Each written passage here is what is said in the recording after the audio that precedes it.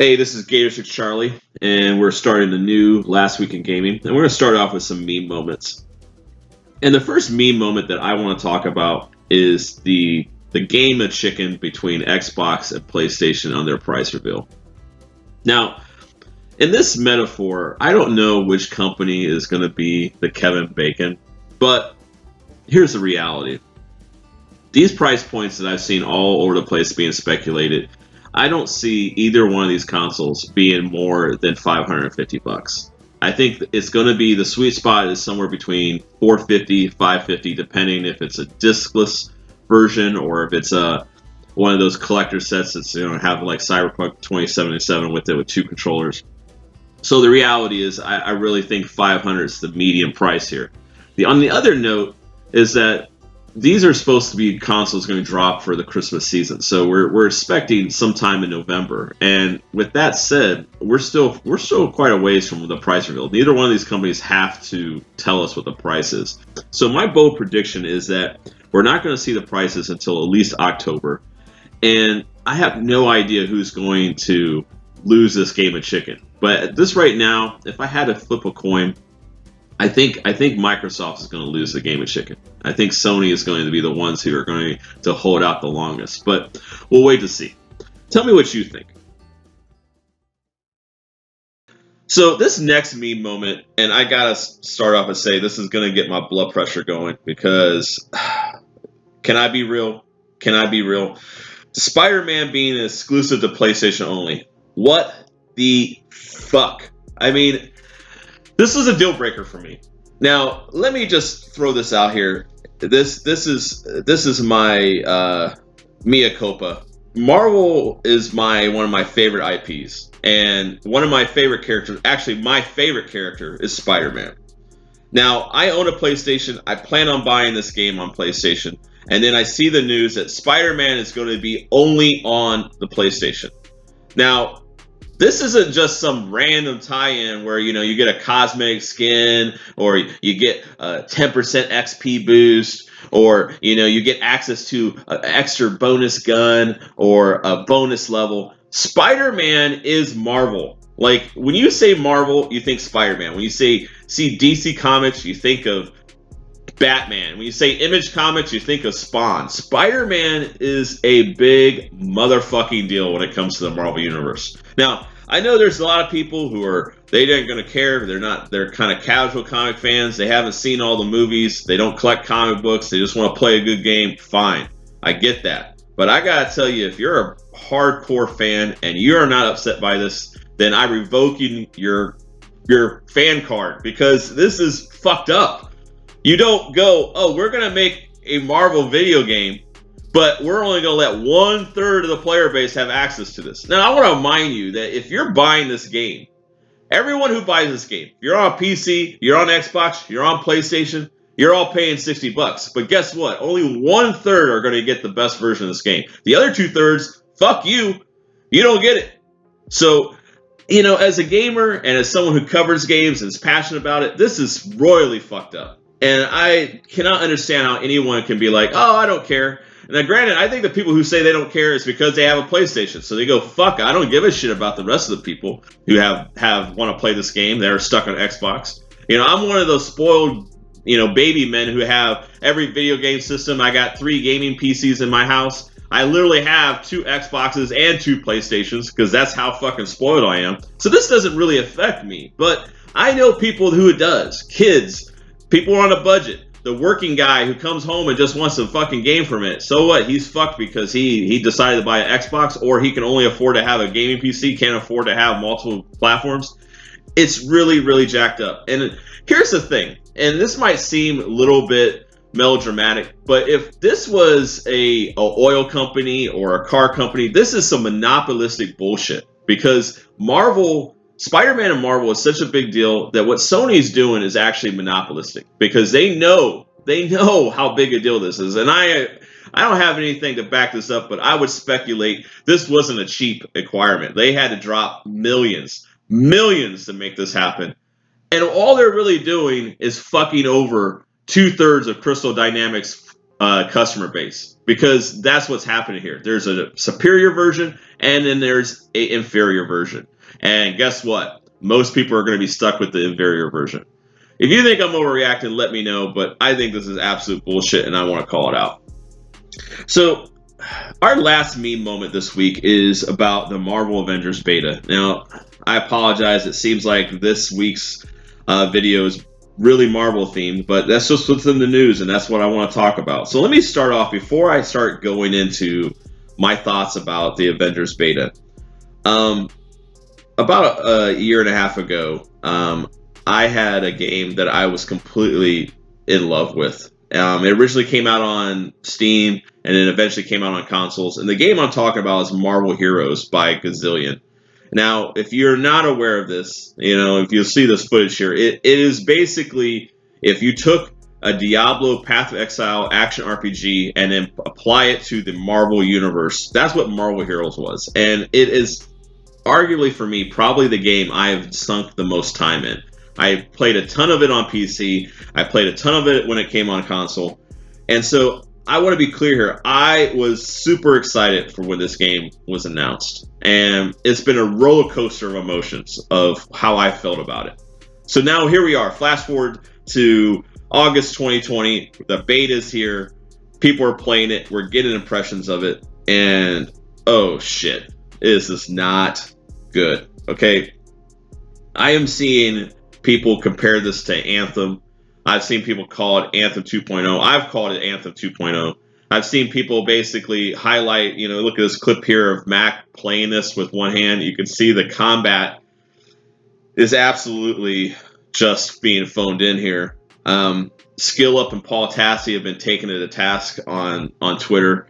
And, I'm really worried. Right now, if this is going the route of Anthem, and I hate to say it, I hope I'm wrong, it looks like it is. Because it's got all the warning signs. It's got the creepy, super bad tie-in exclusives from like gum in the store to the Spider-Man exclusive. And now we're seeing like the gameplay loop is kind of generic. I mean, if this didn't have the Marvel IP on it, it would just be, it'd be worse than Anthem. So I don't know. I'm really bummed out about this. So let's just get on to the next subject because this is depressing. And, I just want to try to be a little bit more upbeat here because that is so depressing. I just want to give a shout out to one of my internet homies, Jay Shockblast. He runs a channel.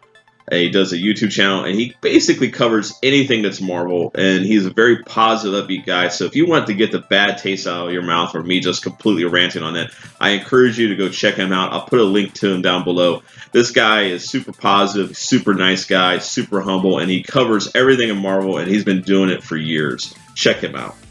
So this review of the week, again, I hate to be redundant. It's the same game as last week, and that's just a coincidence.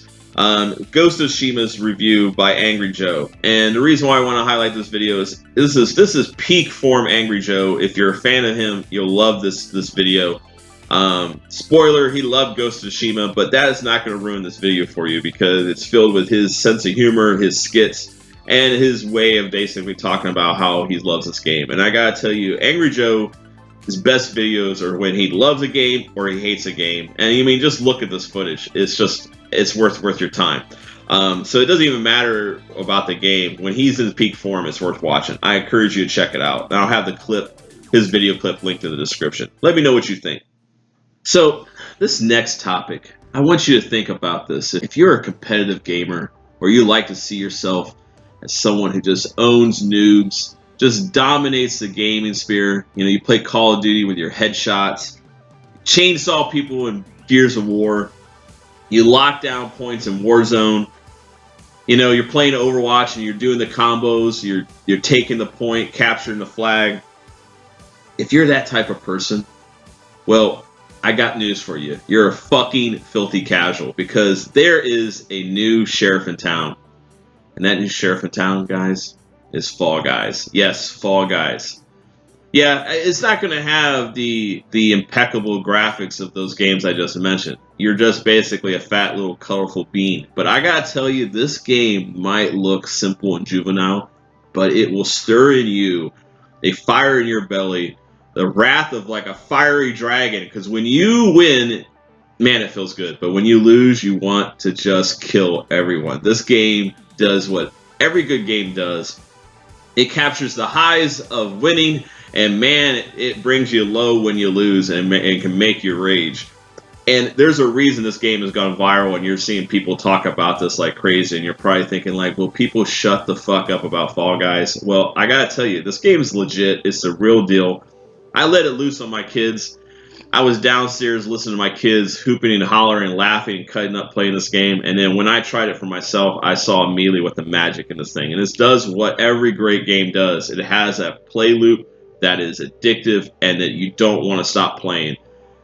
Check it out if you haven't. It's on Steam. It's free if you have a PlayStation Plus membership. And at that reason, if you have a PlayStation and you haven't played this game, you're a criminal. What are you doing? Turn my video off and go play it right now. So sit down with me and let me take you on a short trip down memory lane here, okay? I want to talk about what I consider one of the Hall of Fame game developers of all time. And that person's name is David Brevik. He is and if you don't know, I'm going to tell you, he is the creator of Diablo and Diablo 2 and Hell's Gates London. And rest in peace, my sweet, sweet, beautiful prince, Marvel Heroes. Now, this man's mind has basically had a chain, as far as I'm concerned, of some of the most influential games in the planet. Diablo is the granddaddy of action RPGs. And Hell's Gate London, if you didn't know, was a game that was way before its time. Before Borderlands, before these other looter shooters, Division, there was Hellgate's London. And that was a game that I think came out way before its time, but was an incredible hybrid type game. Well, here's the thing. It Lurks Below is the next step in hybrid gaming, and imagine if Diablo and Terraria had a baby. That's the game that It Lurks Below is. But it has that same kind of energy and same kind of innovation and intuitiveness that the other hybrid games I mentioned that Brevik has been behind has done. And so I wanted to highlight this game. I've covered this game back when it came out on Steam in 2018. And now the reason why it's back in the news is this game has just been released for the Xbox Game Pass. So if you have the Game Pass, you can get this game on the PC and on Xbox. And I omit there's some kinks that need to be worked out with the control, because I spent some time with this playing it on Xbox and playing it with the gamepad. And this game was originally was made intended for keyboard and mouse, so I think there's still some kinks to be worked out. But here's the good news about David Brevik, and the way he does games. Now, he's a one-man shop, and there's going to be updates aplenty. And I know from the fact that I've been following the story of this game, he has been constantly updating, adding new features, refining it. And so if you're looking for a new hybrid game that's going to really get your attention, I highly encourage you to give this game a chance. I remember being, I want to say 11, maybe 12 years old, maybe younger, and playing my first Battletoads game. And I gotta tell you, man, these kids these days, they talk about roguelike games, these really difficult games. Those games don't got shit. I mean, Battletoads and I think the original Ninja Gaiden for me were probably some of the hardest side-scrolling games I ever played. And I remember Battletoads just being like on this legendary status. When you met someone who beat Battletoads back for the Nintendo Entertainment System, they were God. That game, man, that game gave people nightmares. Well, there's a new Battletoads coming out. August 20th, a new Battletoads coming out, and it's got a fresh new look. It looks vibrant. And I think it's worth celebrating, because I just want to tell you, if you don't know, Battletoads is OG. It's gangsta, man. That game goes back to the 80s. So I'm pretty excited about this. I'm definitely going to check it out, and I figured it was worth noting. So, got one last elephant in the room to talk about. But this elephant wears a black wig, has a black mustache, drives a red Lamborghini, and is a 2-time Blockbuster champion. Recently banned from Twitch, I'm talking none other than Dr. Disrespect. Probably one of the most polarizing streamers of all time, if not the most polarizing. Because I've noticed people either love this guy or, man, they just freaking hate him. I mean, hating.